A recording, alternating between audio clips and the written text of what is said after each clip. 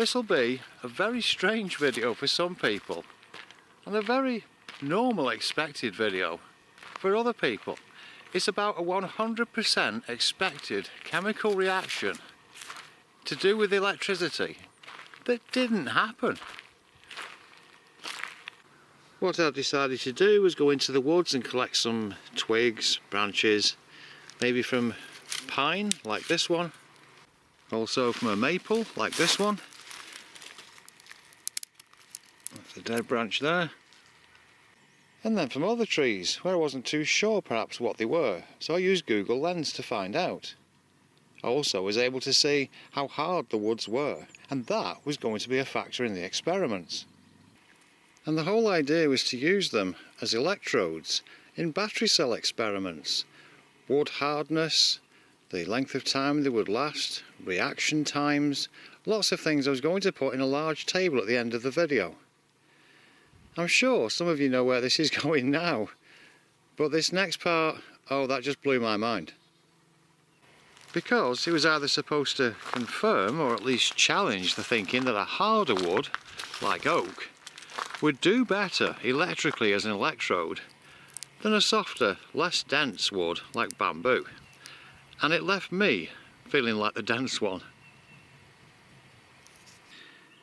Next, you see, I'd brought them over to this, well, it could be called a barbecue area if it was any good, but the idea was to set light to them, to burn them a while, and here we have the problem. To create the carbon that would be left once the sticks had burnt an amount. And of course that's where it all fell apart. Because that is not conductive. I'll just burn this one a little more, let it carry on a bit. And this completely blew my mind, and my wife said, you ought to do a video about that, because there's no way I'm believing it. We got taught at school the life cycle of a tree, you know, the bringing in of the, well, not the flame at the moment. It's all going well, isn't it? I'll come back in a moment and I'll carry on with this.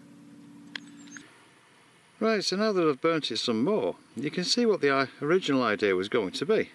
And I could use these as electrodes once I'd cleaned them and stopped the ends falling off. But once I'd cleaned them, got a decent section of each one, I could see how each one would perform in a battery cell, say with magnesium and just water. Indoors, when I started checking polarity, is when my wife said, no way, and suggested I make this video. So we've got it on the 2 megaohm scale, and if I put these probes across there and there, absolutely nothing. I can put them as close as I like, different places. There's absolutely zero conductivity. And that is against what I learnt at school. I mean, this goes back, oh, if I was 6 years old when I learnt about trees, and I learnt about the carbon being held within, when they decay and what have you, the carbon's still there, but of course the oxygen is what we've breathed, then that means I've misunderstood something for half a century. How about that? Absolutely zero conductivity. And just to prove that the meter works, there we go. And yes, this might feel like an April Fool's joke. I mean, look at the date this video has been uploaded, but I normally do upload on Wednesdays, and it's certainly not one. My wife and I have both known that sticks when they're burnt are conductive. Well, let's verify this online. So I went online, had a look at an AI first, and I typed in a question. When a stick from a tree is burnt, does the stalk contain carbon? And is the stalk then electrically conductive?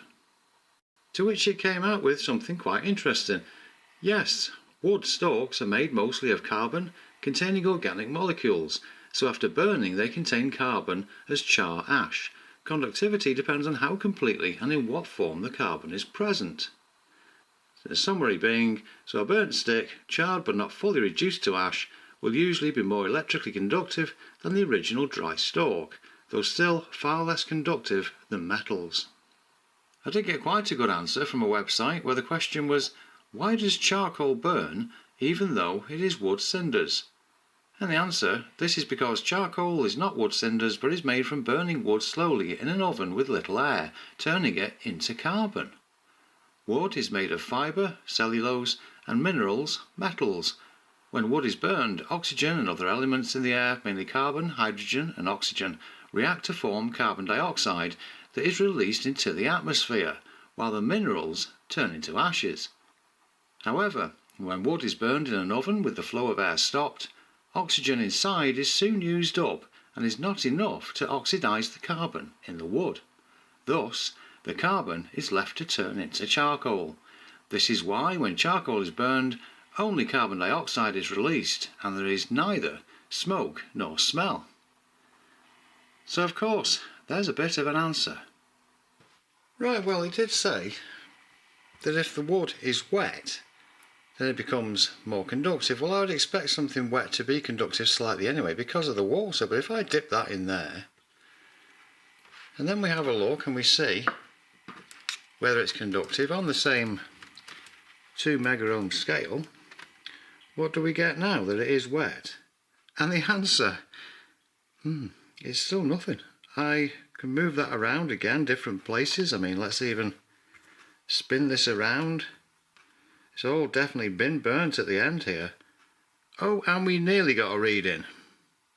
Oh, and we nearly got a reading on that spot, but no, it's still up to 2 megaohms of resistance. And past that, as you can see. Just, no. It certainly is not what I expected. Well, I know I learned something there. I really expected just to burn the wood, get a piece of it, connect a connector to near the top of it, have the other section in the water, and be able to do all those experiments. But it's not as easy as that, and it looks like the charcoal way is the way to do it, and I just had no idea. Anyway, if you like this kind of thing, random experiments and electrical stuff, please do consider subscribing if you would. Thank you very much to the over 2,000 people that have over the last 3 years, and I'll see you next video.